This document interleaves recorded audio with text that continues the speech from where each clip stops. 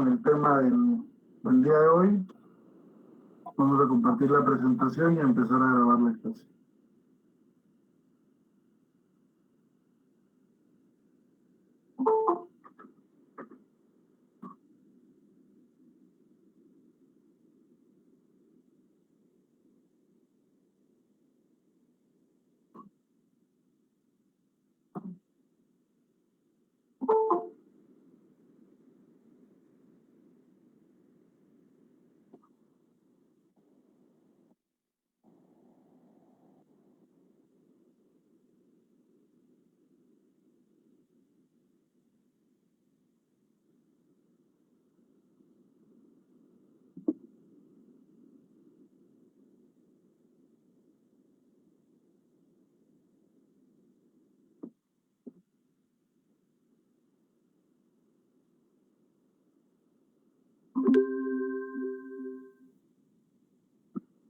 Bien, en la clase anterior concluimos con que las características del derecho administrativo eran que es un derecho joven, que es un derecho que no ha sido codificado, es un derecho subordinado, es un derecho autónomo y es un derecho dinámico, ¿verdad? Y definimos cada una de estas características. Ahora bien,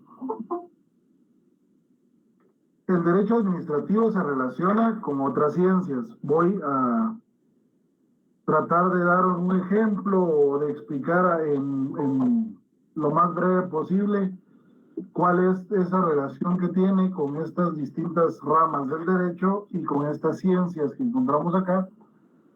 En el entendido, recordándoles que como el derecho administrativo viene a regular toda la actividad del Estado, desde el punto de vista de la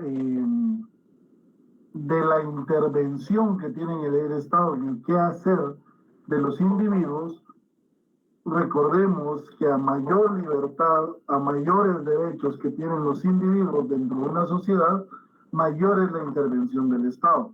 Eso ya lo habíamos explicado al inicio del curso.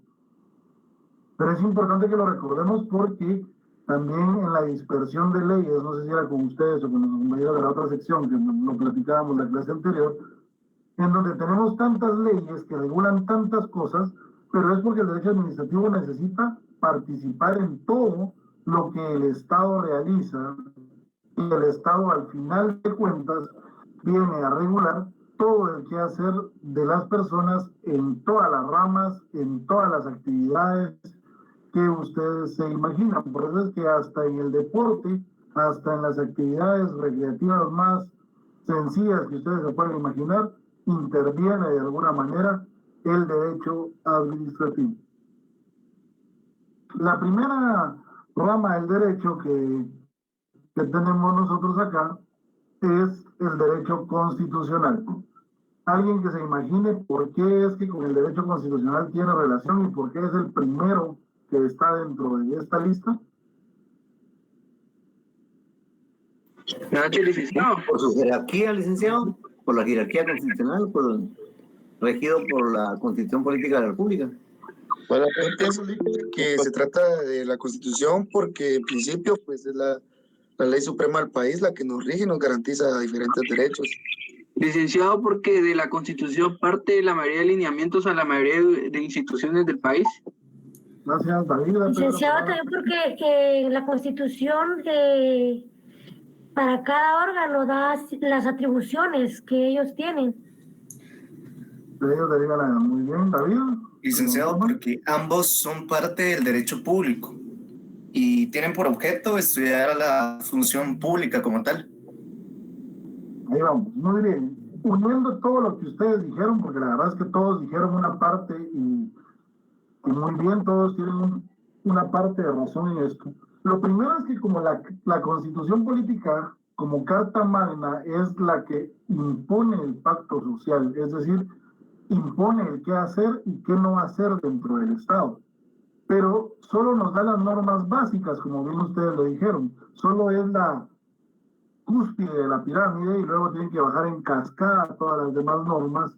Como bien ustedes dijeron, es la base del derecho público. Es decir, la Constitución nos da reglas muy generales, Pero la Constitución, sobre todo en Guatemala, el derecho constitucional también nos da la organización del Estado. Ustedes van a darse cuenta o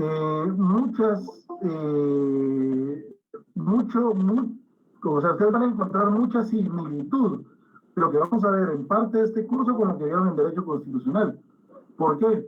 Porque en Guatemala nuestra Constitución sí nos da mucho de la estructura del Estado.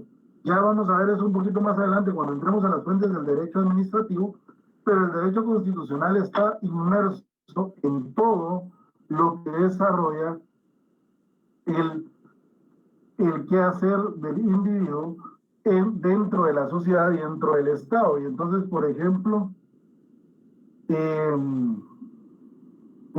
vamos a encontrar que la Constitución va a desarrollar, por ejemplo, el derecho a la educación. Y cómo desarrollar el derecho a la educación nos va a dar normas muy generales. Por ejemplo, nos va a decir que derecho a la educación es obligación del Estado dar educación pública y gratuita a todas las personas en los niveles primarios y secundarios. Punto. El derecho administrativo es el que va a desarrollar toda la actividad alrededor de esta pequeña instrucción que nos da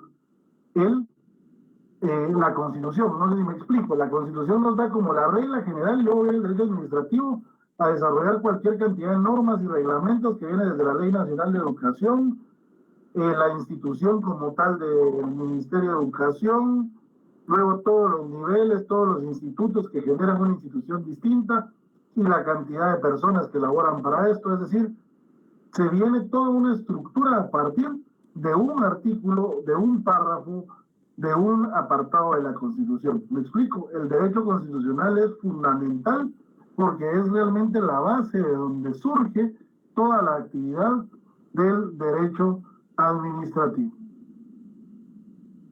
¿No más?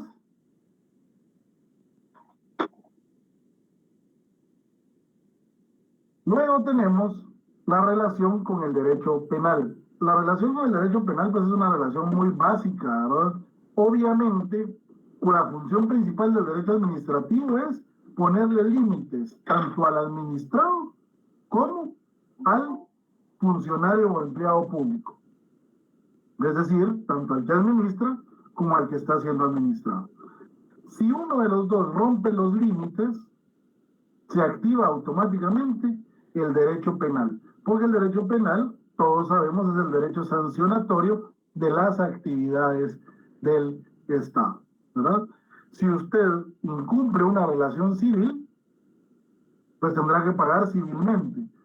Si usted incumple una actividad administrativa, una actividad de negociación, pero con el Estado, ahí hay responsabilidades porque está defraudando a todo el país, a toda la administración pública. Entonces, por supuesto que hay una relación directa con lo que es el derecho penal.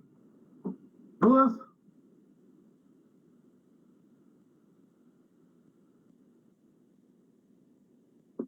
Luego tenemos con el derecho procesal. Con el derecho procesal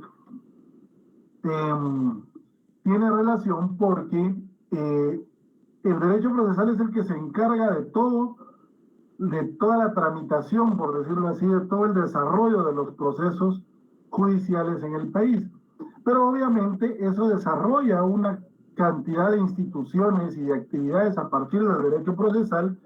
Un ejemplo puede ser el INASIF, otro ejemplo puede ser los registros públicos que se constituyen como parte de la plena prueba en el proceso, la Contraloría General de Cuentas, es decir, cualquier cantidad de institución que intervenga en los procesos judiciales del país.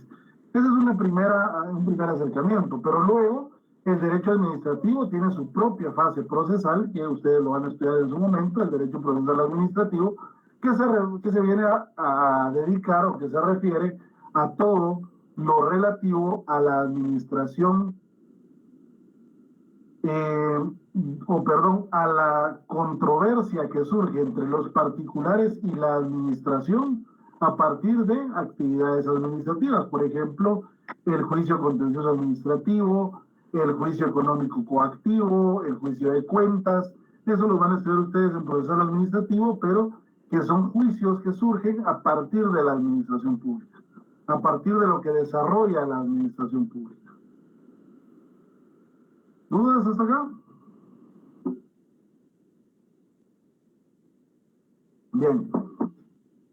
Con el derecho internacional, cuando nosotros hablamos en su momento de las bases del derecho administrativo, cuando nosotros hablamos, gracias José Luis, cuando nosotros hablamos en su momento de cómo se desarrolla el derecho administrativo, de dónde nace, de dónde surge, hablamos de la globalización como uno de los elementos. Al hablar de la globalización como uno de los elementos, pues es donde se activa el derecho administrativo, perdón, el derecho internacional junto con el derecho administrativo. Porque a partir del surgimiento de instituciones de derecho público, que ustedes ya van a estudiar en su momento en internacional público, van a ver cómo el Estado también participa mucho en actividades hacia con otros países, ahí entraría el Ministerio de Relaciones Exteriores, pero también mucha normativa internacional que viene a afectarnos a la administración estatal. El ejemplo es tal vez un poquito más de derecho laboral, pero nos sirve para entender cómo el Estado tiene que cambiar sus normas a partir de que en la normativa internacional, en el concierto internacional, el pago del tiempo parcial de trabajo, la jornada parcial de trabajo, cómo se da y cómo viene a ser afectada o viene a ser afectado el país, porque para mantenerse dentro de ciertos círculos de negociación, dentro de tratados de libre comercio y todo eso, necesita a fuerza cambiar su normativa e integrar este derecho al tiempo parcial que nosotros no lo teníamos legislado. No sé si me voy a entender. Un cambio a raíz del concierto internacional para poder desarrollar de mejor manera las actividades administrativas. Y no digamos cómo afecta en la administración pública el apoyo de la comunidad internacional, el apoyo de los cooperantes. En Guatemala creo que tenemos muy claro eso, cómo han funcionado los cambios en la administración pública a partir de la presión internacional, cómo las formas de la administración pública variaron, por ejemplo, a partir de la CICI, o cómo han variado a partir de la firma de los tratados de libre comercio. Yo recuerdo muy bien que cuando era estudiante se estaba negociando el DR-CAFTA, que era Centroamérica, República Dominicana y Panamá y Estados Unidos. Y partiendo de esa cuenta, no podemos quedar aislados de todo lo que sucede alrededor de nosotros para poder desarrollar nuestro derecho administrativo. Como les decía, y como bien decía el compañero en el chat, parte es el Ministerio de Relaciones Exteriores. ¿Dudas? Es decir, que el derecho internacional también, obviamente, repercute a nivel nacional lo que pueda suceder también en el extranjero, por ejemplo, en relación del trabajo, también la cooperación mutua entre los estados. Esto es lo que enmarca el derecho internacional. Claro, y a nosotros nos enmarca incluso el derecho internacional hasta en el tema de las remesas. El tema de las remesas, el tema de los guatemaltecos en el extranjero. Ustedes saben, por ejemplo, la influencia del extranjero en Guatemala, de nacionales, pero que están en el extranjero, y eso también es derecho internacional. Por ejemplo, con el tema de las remesas, se tiene calculado de que en el mundo, o sea, fuera de Guatemala, hay alrededor de 3.150.000, más o menos, guatemaltecos. 3.100.000 y 3.150.000 guatemaltecos se tiene estimado que viven fuera de Guatemala. De esos 3.150.000, 3 millones viven en los Estados Unidos. ¿Me explico? De esos 3 millones, por lo menos 1 millón a 1.200.000 viven en California. O sea, que si nosotros vemos, después del Distrito Central y el Departamento de Guatemala, el distrito, es decir, el Distrito Central, que es la ciudad de Guatemala, y el Departamento de Guatemala, que son los municipios, cuando hablamos de distritos electorales, de una forma de dividir administrativamente el Estado, el siguiente distrito sería California. ¿Ya? O sea, se dan cuenta cómo se afecta o qué tanto afecta el concierto internacional al derecho guatemalteco, ¿verdad? O sea, sí estamos muy integrados. Las leyes de minería, me preguntan si también afectarían acá.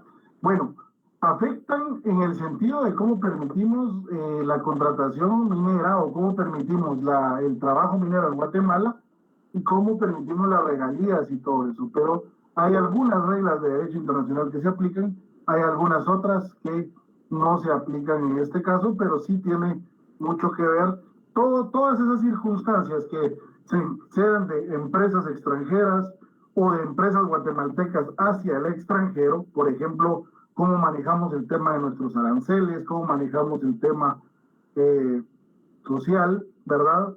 Ahí es donde nosotros debemos de ver cómo funciona el derecho administrativo. Me dicen por ahí que California es el departamento 23, puede ser, ¿verdad? Por constitución, el departamento 23 sigue llamándose Belice, aunque no lo tengamos nosotros, ¿verdad? ¿Alguna otra duda?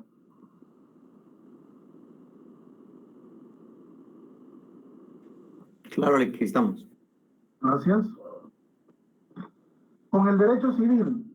La relación del derecho administrativo con el derecho civil se da de todas las formas posibles. Primero que nada, porque es el Registro Nacional de las Personas, que es una entidad, obviamente, de derecho administrativo, la que lleva el control de todo el estado civil de los guatemaltecos, ¿verdad? Segundo, porque el derecho administrativo regula el actuar del Estado, y el Estado en algún momento baja, por llamarlo así, del pedestal de la supraestructura y se pone a la par, de igual a igual, con los administrados, para desarrollar algunas negociaciones, algunas formas que son válidas del derecho administrativo, del derecho civil. Por ejemplo, cuando el Estado hace una compra, una contratación pública, hace el famoso proceso de licitación, cotización o cualquiera de estas formas, ¿verdad? Al terminar la adjudicación y al terminar todo eso, llegamos a un punto que es la firma del contrato. Una vez firmamos el contrato, el Estado y el administrado que firmó con ellos están de igual a igual. Y el Estado puede exigir responsabilidades, pero el administrado también puede exigir responsabilidades.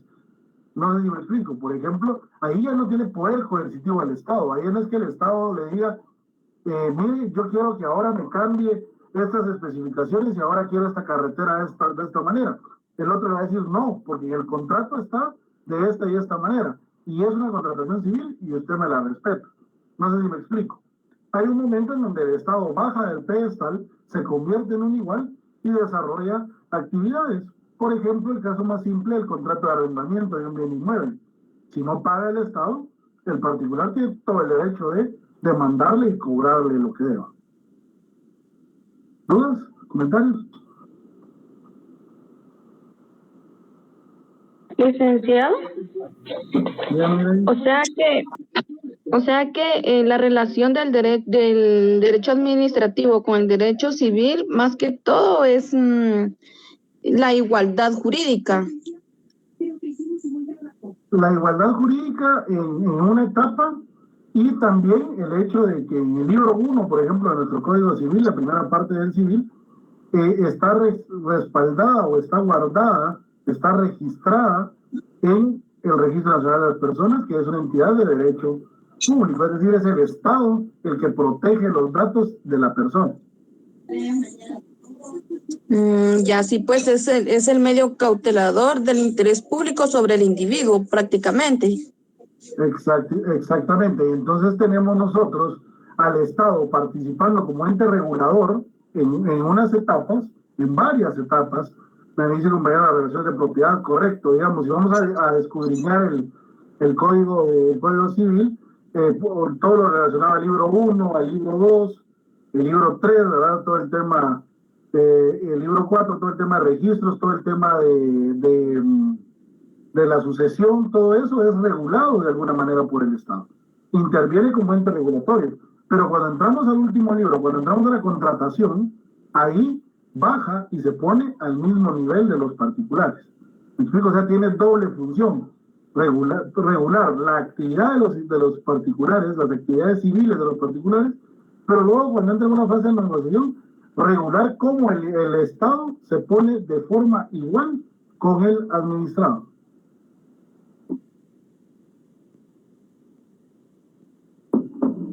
Por eso es que con el derecho civil es como más amplia la relación, ¿verdad? Ya, gracias, licenciado.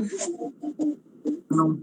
Con el derecho mercantil de la misma manera. El derecho mercantil vamos a encontrar que toda la actividad mercantil del Estado primero debe estar registrada, de los particulares, primero debe estar registrada, registro mercantil, registro de propiedad intelectual, SAT, etcétera, etcétera, etcétera.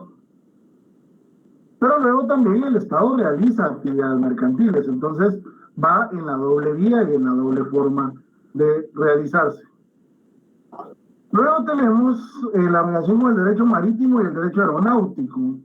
Este ha crecido conforme las circunstancias del tiempo porque el derecho, bueno, ustedes saben, el derecho marítimo es el uso de las aguas y el derecho guatemalteco, por ejemplo, aún mucho de nuestro comercio, gran parte de nuestro comercio es marítimo. Nosotros tenemos nuestros 2 puertos, esa es una de las grandes peleas con Belice, ¿verdad? El territorio, el tema del acceso al mar Atlántico que nos daría apertura comercial muy grande si logramos esa recuperación. De lo contrario, pues seguimos manteniendo el puerto Santo Tomás de Castilla, que es una entrada muy importante a Centroamérica de mercadería y de productos por el Atlántico y por el Pacífico el puerto Quetzal, ¿verdad? Es decir, el derecho marítimo es muy importante en el derecho guatemalteco. Luego tenemos el derecho aeronáutico, que también es muy importante hasta en el tema de la construcción en Guatemala, ¿verdad? Que ustedes saben que construcciones más allá de 3 niveles necesitamos autorización de aeronáutica, sobre todo en la ciudad de Guatemala, que tenemos la peculiaridad de tener el aeropuerto a media ciudad, ¿verdad? Que claro, hace 50, 70 años están en las afueras de la ciudad, pero que hoy por hoy ustedes van tranquilamente caminando por la 7ª avenida, 6ª avenida de la zona 1 y ven a un avión casi aterrizándoles en la cabeza, ¿verdad? Porque nuestro aeropuerto está dentro de la ciudad y eso es, por supuesto, que tiene entonces mucha relación con el espacio aéreo, ¿verdad? Por ejemplo, no podría haber en los alrededores del aeropuerto un edificio de una altura mayor a la que está establecida porque eso causaría mucho daño en el tráfico aéreo, ¿verdad? Sería ya imposible para ellos aterrizar en el Guatemala y mucho también de nuestro comercio es aéreo. Inclusive con la contaminación también ambiental, creo que eso afecta también el aeropuerto, o sea, por esas vías, por el ruido, motores y toda esa situación, provoca también problemas físicos, ¿no? Claro, correcto. Todo eso es parte de lo que afecta, digamos, el derecho aeronáutico. Ustedes saben la historia, bueno, no sé si recordarán algunos y otros sabrán de la historia, que el aeropuerto querían construir un aeropuerto cerca del mar, pero para el huracán, ¿cuál fue? El Mitch, no. Se inundó toda el área en donde se tenía establecido contratar el aeropuerto y pues obviamente ya no se construyó porque la tierra demostró no ser lo suficientemente sólida como para soportar el peso de una terminal aérea. Entonces se quedó ese proyecto como tal, ¿verdad? El proyecto ya no se pudo realizar. Pero sí son de las circunstancias que afectan a nuestro país y a nuestro derecho administrativo. Como les digo, afecta bastante porque incluso la construcción no se puede hacer en Guatemala porque no lo permite el espacio aéreo o la forma en que tenemos nosotros establecido nuestro espacio aéreo. ¿Ok? O sea que, es decir, esa limitación ha afectado de cierta manera el desarrollo inmobiliario en Guatemala en cuanto a complejos habitacionales bastante elevados, porque tengo entendido que se pretende hacer uno en Guatemala que será el más grande de Centroamérica al parecer, pero lo van a hacer fuera de la capital por esa misma razón. Es decir, que lo van a hacer en Quetzaltenango. Por el tema, es un italiano creo que lo va a desarrollar, pero el tema es eso, la prohibición de edificios o tipo rascacielos en la ciudad de Guatemala. Correcto, de hecho ese es en Izabal, que quieren construir, que sería el más grande. ¿Verdad? Gracias. Jorge Luis me dice que si tiene relaciones ya mencionadas, pero sí cree que en algunas todavía es un poco débil. O no se procede de la mejor manera. Sí, mire, el tema es estas relaciones, o sea, aquí solo estamos diciendo que tiene relaciones. Ya luego entraremos nosotros a entender el derecho administrativo y en administrativo 2 empiezan a ustedes a estudiar cada una de las instituciones y van a ver hasta dónde tienen los alcances correcto, Manatí se llama el edificio. Hasta dónde tiene los alcances del derecho administrativo. Miren, el problema es, hay una línea muy delgada entre hasta dónde debe y hasta dónde puede llegar el derecho administrativo. Hasta dónde puedo regularlo a usted y hasta dónde debo permitirle a usted. Un ejemplo claro es el derecho de manifestación, ¿verdad? Hay una línea muy delgada entre mi derecho a manifestar y su derecho a locomoción. ¿Sí? Entonces ahí pasa mucho en la administración pública que en algunos lados para algunos es muy débil la regulación, pero para algunos otros es muy fuerte dependiendo de las circunstancias. Yo pongo un ejemplo, el tema de la minería, las regalías es el 1%. Para nosotros pensamos el 1% es demasiado poco, pero tenemos nosotros algunas mineras que no vendrían si no tuvieran esa oportunidad de regalía. Entonces, ¿hasta dónde llega el respeto al derecho comercial en función de la recaudación de impuestos? Y hasta dónde el derecho administrativo puede ingresar y dónde no puede ingresar. ¿Me explico? Esa es la parte compleja del derecho administrativo y les recuerdo que el derecho administrativo es muy joven, entonces eso provoca que obviamente le falte mucho para ser robusto, como puede ser un derecho penal que se viene estudiando desde hace cientos de años, ¿verdad? En lo que me decía ¿quién fue? Isana me dice, pero Manatí tiene problemas con permisos ambientales, como por ejemplo la tala de árboles. Sí, correcto. Aquí, digamos, para no confundirme, ¿verdad? En lo que hablábamos en materia de aeronáutica, por eso se lo llevaron, los están fuera de la capital, porque en la capital sería imposible en materia de derecho aeronáutico. Ahora vendrá el tema del derecho ambiental, y ahí es lo que les decía, justo lo que le estaba explicando al compañero. Hasta dónde llega un derecho, pero se limita por otro, o sea, esa es la parte complicada del derecho administrativo y por eso es que es bien complicado determinarlo. Por ejemplo, un expendio de gas a 50 metros, a no menos de 50 metros de una escuela, por ejemplo. El derecho a la educación o el derecho al comercio y el tema de los hidrocarburos, ¿verdad? ¿Cuál pesa más que el otro cuando el Estado tiene la obligación de regular a ambos, pero de permitir a ambos también? ¿Me explico? Ahí es donde es complicado el choque del derecho administrativo con las otras ramas del derecho. No sé si vamos entendiendo hasta acá. Sí, Lick, muchas gracias. Bien, Lick, gracias. Listo. Luego tenemos nosotros, con otras ramas, por supuesto utilicé estos como ejemplos, pero con todas las ramas del derecho se relaciona. Por ejemplo, el caso que nos mencionaba la compañera, en el caso del derecho ambiental.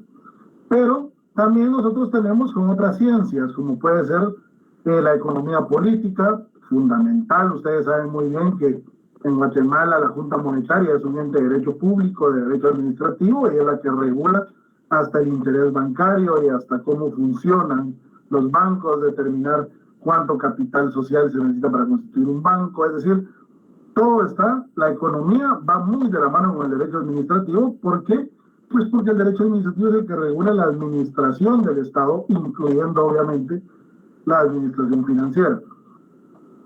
Con la filosofía, la ciencia del pensamiento, obviamente todas las ciencias van a ir de la mano con la filosofía. Con la sociología, los cambios sociales, eso los voy a explicar un poquito más adelante, los cambios sociales, cómo afectan al derecho administrativo. Con la estadística, llevar estadísticas es fundamental para poder prestar bien un servicio, para poder entender bien cómo funciona el Estado. Debe de ser ir de la mano la estadística, debe de hacerse estadísticas todos los días. El censo, menciona el compañero, eso es un tema importante, pero también de todo lo que presta el Estado debe llevar estadísticas para saber si está funcionando o no, para saber si está prestando un servicio que vale o no, o para saber si debemos de presentar otro servicio que ni siquiera teníamos tomado en cuenta. Con la demografía, pues es la ciencia del crecimiento poblacional y del estudio poblacional, se los voy a explicar un poquito más adelante también. Con la geografía, sobre todo en un país como el nuestro, no es lo mismo cómo se dirige una administración pública en el occidente del país, con los accidentes geográficos que nosotros conocemos, o la costa sur, que es más planicie y más cercano al mar, es decir, genera otro tipo de normativas. Vamos a encontrar normativas que van a variar dependiendo de las circunstancias, aunque en Guatemala tenemos un estado unitario, pero sí hay normas que afectan más de un lado que del otro, y el tema incluso de entidades como AMSA, en Amatitlán, también la autoridad para el manejo del lago de Atitlán, o sea, Amatitlán de un lado, Atitlán del otro. Por ejemplo, cómo el derecho administrativo se afecta en la municipalidad de Puerto Barrios, por ejemplo, en donde el tema de los drenajes es un problema que existe de todo el tiempo. Los drenajes fluviales, por ejemplo, de Puerto Barrios generan problemas al derecho administrativo porque la mayoría de drenajes fluviales han sido conectados hacia el mar. El problema es que cuando llueve mucho el mar se crece y entonces el agua se regresa y se inunda Puerto Barrios. Por eso, entonces, como la regulación municipal está obligando ahora ya no a hacer salida hacia el mar y estar buscando otras formas. Explico eso solo como un ejemplo amplio de cómo afecta también la geografía a el derecho administrativo. La historia, que bueno, eso ya lo hablamos y voy a explicar un poquito más adelante también como fuente del derecho administrativo. Y con las ciencias de la administración, pues es obvio, ¿verdad? Si es derecho administrativo, las ciencias relativas a la administración son fundamentales para la aplicación de este derecho administrativo. ¿Dudas? Buenas noches, licenciado. Buenas noches, Licia. Fíjese que no me quedó claro lo de la relación del derecho marítimo. La relación del derecho marítimo, pues va de la mano con la actividad comercial que desarrollamos nosotros como país en el mar. Algo muy simple, la entrada de los barcos comerciales a Guatemala no la puede hacer un capitán de barco internacional. Es decir, para entrar a cierta distancia del puerto, un capitán guatemalteco toma el control del barco e ingresa, eso es derecho marítimo, ¿verdad? Eso es parte del derecho marítimo. Y ya entra, ingresa el barco al puerto Santo Tomás, Puerto Quetzal, y ya se desarrolla la actividad comercial como tal. ¿Me explico? Pero el derecho marítimo en Guatemala es importante porque mucho de nuestro comercio es por el mar. Es mucho de la mercadería que viene es por el mar.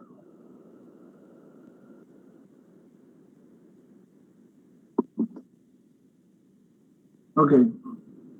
Si no tenemos más dudas, licenciado, mándale. perdone, fíjese que a mí no me quedó claro, pero con la relación con el derecho penal. Bueno, con el derecho penal es digamos, relativamente sencilla. El derecho administrativo regula todo lo que hace la administración pública, ¿verdad? El derecho administrativo nace para regular a los administrados cuando se relacionan con la administración pública y a los funcionarios o empleados públicos. Cuando ellos se salen de los límites de lo que está establecido en el derecho administrativo, Ahí es donde entra el derecho penal, como una forma de controlar, en una forma sancionadora, controlar lo que hace tanto la administración pública como lo que hacen los administrados, y así evitar que se violente el Estado de Derecho. No sé si me explico. Para que el Estado funcione, el derecho penal como sancionador protege a las figuras del derecho administrativo. Es decir, que en ese derecho penal se puede decir que es rehabilitador o es conciliador entre las personas y el que infringe la ley. Entiendo yo. Por esa razón es de que se da porque obviamente se rigen a través de normas, normas jurídicas, normas penales. Creo yo que esa es la funcionalidad y la relación del derecho administrativo con el derecho penal. Creo. No sé si estoy mal ahí, Lick. Sí, digamos, el derecho penal debe ser rehabilitador, como lo establece nuestro mismo Código Penal, pero digamos que en este momento lo tenemos que ver simple y sencillamente como esa amenaza de miedo que existe, ¿verdad? Si usted se sale de los límites, se activa el derecho penal, ¿verdad? Es como una forma de persuadirlo de que se mantenga dentro de las líneas del derecho administrativo. Licenciado, entonces sería su relación porque controla las acciones de los funcionarios públicos. Exacto, de los funcionarios públicos y de los administrados hacia la administración pública. O sea, licenciado, que ahí sería es que controla la relación de administrados y funcionarios públicos, y al salirse de lo que es la norma o romper los límites se activa el derecho penal, ¿verdad? Exactamente, así es. Sería como una función preventiva. Sí, sería más como una función persuasiva, ¿verdad? Como para tenerlo a usted, como para tenernos preocupados de no salirnos de una o de otra. ¿Me explico? Licenciado, entonces eso sería como que sancionara según la falta o delito que cometa el funcionario público. Exactamente. En lo penal, ¿verdad? Así es. Dependerá la sanción de lo que él cometa, ¿verdad? Ya sea falta o delito. Así es. Gracias. ¿Alguna otra duda? Licenciado, disculpe, a mí no me quedó muy claro con la aeronáutico. Con el derecho aeronáutico, sí, lo que les... Bueno, primero, todo el tráfico aéreo es regulado pero por una institución denominada Aeronáutica Civil, una institución de derecho administrativo.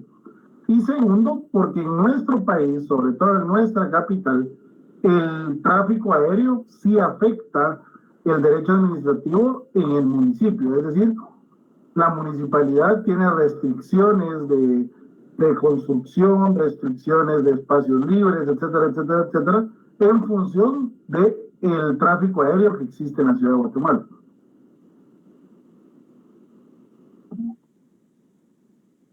¿Alguna otra duda? Bien, continuemos entonces y pasemos a las fuentes del derecho administrativo.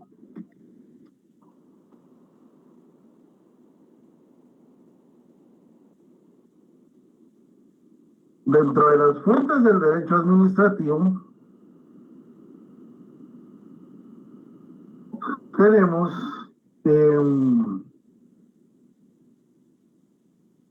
dentro de las fuentes del derecho administrativo tenemos nosotros las fuentes históricas. Bueno, desde todas las fuentes del derecho siempre hemos hablado de las fuentes históricas, de las fuentes materiales y de las fuentes formales del derecho. En el derecho administrativo, pues las vamos a llevar de la misma manera, las fuentes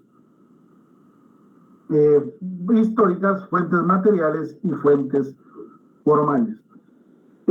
Cuando nosotros vemos las fuentes históricas, es todo aquel conjunto de situaciones que se han dado a través de la historia y que provocan cambios, que provocan reacciones en la administración pública. Un ejemplo, en la Revolución del 44, a raíz de todo lo que venía viviendo la Universidad de San Carlos, por ejemplo, Manuel Estrada Cabrera en los años 20 le había cambiado nombre y le había puesto Universidad Manuel Estrada Cabrera. Rafael Carrera le había puesto también su nombre. Rafael Carrera en su momento le había quitado el nombre y le había puesto solo Universidad Nacional y le había quitado el control a la iglesia. Antes de eso venía el control de la iglesia, no, ya me hice bola. Rafael Carrera le mantenía el control de la iglesia, después viene justo Rufino Barrios, ahí está, y le quita el nombre a la universidad y le pone solo Universidad Nacional. Después viene Manuel Estrada Cabrera y le pone Universidad Manuel Estrada Cabrera, y la universidad cambiaba de formas de pensar, de formas de actuar y de formas de educar a partir de quién estaba en el gobierno.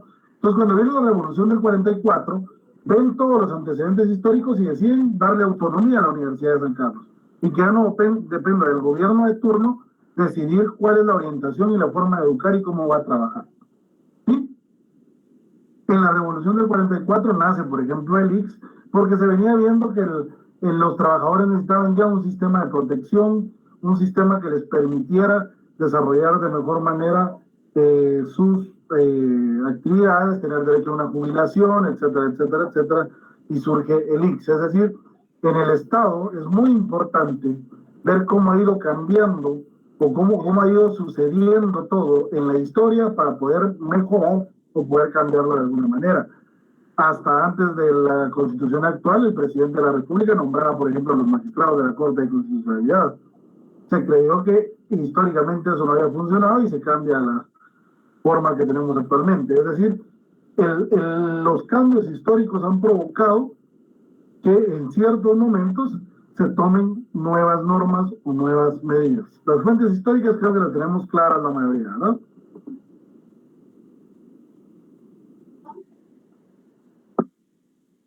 Luego tenemos las fuentes materiales. Las fuentes materiales son todos aquellos datos biológicos, sociales, geográficos, económicos, políticos, culturales y espirituales que se dan y que provocan que nazca una norma jurídica, que nazca una nueva figura del derecho. ¿Cómo así?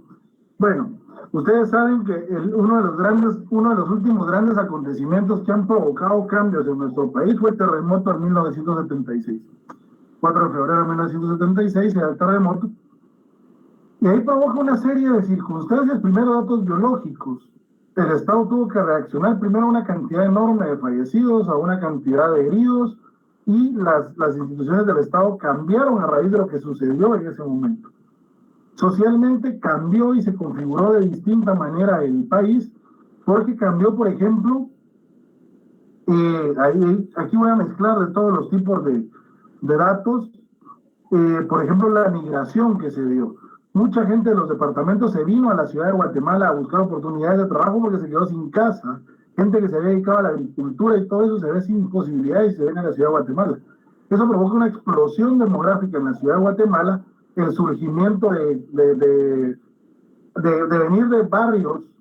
Guatemala era un país eminentemente rural.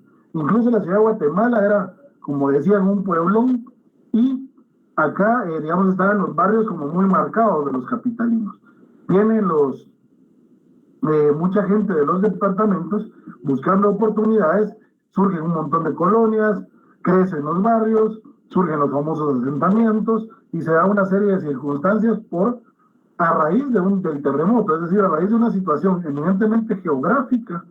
Hay cambios sociales, hay cambios económicos, la economía se vuelve, incluso dentro del mismo país, se vuelve economía de migración, porque ahora los que se vinieron a la capital le mandan dinero a los de los departamentos, similar a lo que se da en Estados Unidos, que nos mandan a nosotros de la capital hacia los departamentos.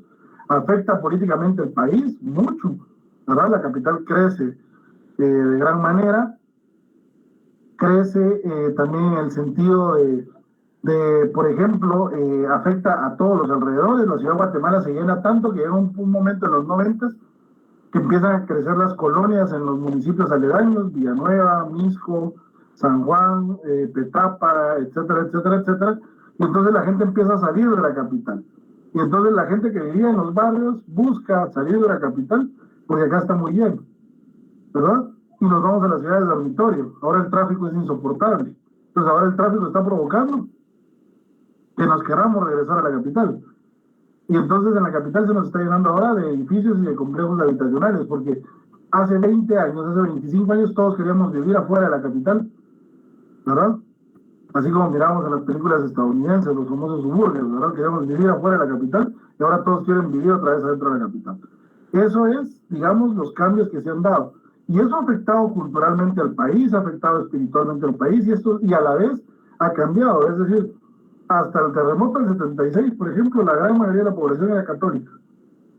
A raíz del terremoto y las migraciones, por alguna circunstancia, empiezan a proliferar las iglesias evangélicas y cambia también todo eso. Y eso cambia que el sistema del Estado, o la forma en que el sistema del Estado ha venido dándose, y cambian y crecen nuevas normas y nacen nuevas normas, surgen nuevas normas de derecho administrativo para regular todos estos cambios que se han venido dando. Es decir, un incidente que fue muy fuerte y que es muy grande, como lo es el terremoto, provocó datos de todo tipo y nos generó cambios en la gran mayoría de la normativa administrativa que al día de hoy existe. No sé si me explico.